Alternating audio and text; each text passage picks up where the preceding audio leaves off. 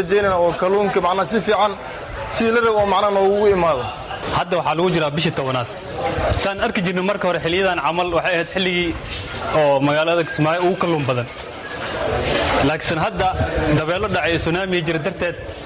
xoogoo badii way rakacday kalluun la'aan ayaa soo food saartay malaagii oo marka hadda qiimihiisa aad u kacsan xilligii oo loo bartay macnaha inuu kalluunka aad u raqiiso oo haddana jabigiisa u kacsan yahay badii dadkii oo badda kalluumaysan jiray waxay noo sheegeen inay badda xoogoo yar kacsan tahay hadda oo qaabkii loo kalluumaysan jiray oo kalluunka loo raadin jiray aan loo raadin karin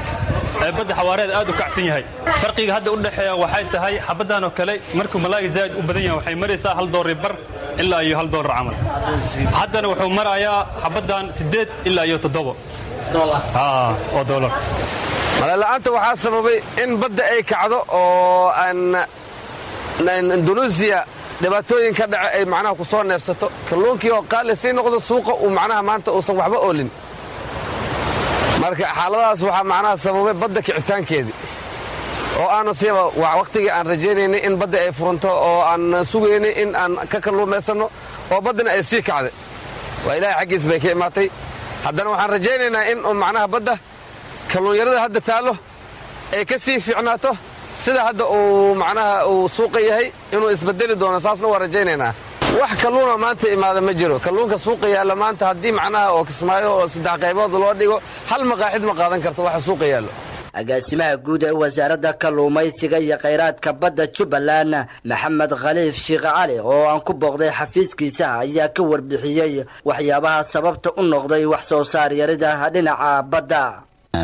wasaaradda kalluumaysiga iyo kheyraadka badda way ka warhaysaa badii inayna si fiican u furmin oo weli aynu sugayno